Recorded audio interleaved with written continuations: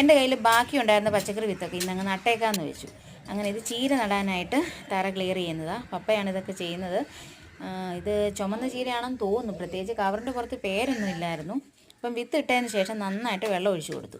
പിന്നെ ബാക്കി അതായത് ഈ പാവൽ, പയർ, വെണ്ട, കത്തിരിക്ക അതൊക്കെ നടാനായിട്ട് പേപ്പർ കപ്പ് എടുത്തു. പേപ്പർ കപ്പും പ്ലാസ്റ്റിക് കപ്പും ഒക്കെ എടുത്ത് അതിൽ മണ്ണ് നിറച്ച് നട്ടിട്ടുണ്ട്. അപ്പോൾ ഇതിൽ നിന്ന് ഇത് കിളിർത്ത് വന്നതിന് ശേഷം വേണം നമുക്ക് ഗ്രോ ബാഗിലേക്ക് മാറ്റാം.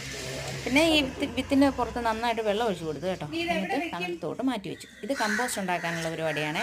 ഫുഡ് വേസ്റ്റും പച്ചക്കറി വേസ്റ്റും എല്ലാം ഞാൻ ശേഖരിച്ച് വെച്ചിട്ടുണ്ടായിരുന്നു. അപ്പോൾ അത് ഒരു ബക്കറ്റ് എടുത്ത് അതിൽ കുറച്ചിട്ട് പിന്നെ മണ്ണ്, വീണ്ടും വേസ്റ്റ്, മണ്ണ് അങ്ങനെ ഇട്ട് നിറച്ച് വെച്ചിട്ടുണ്ട്. അത് അവിടെ ഇരുന്ന് സെറ്റാണ്, കുറച്ച് സമയം എടുക്കും.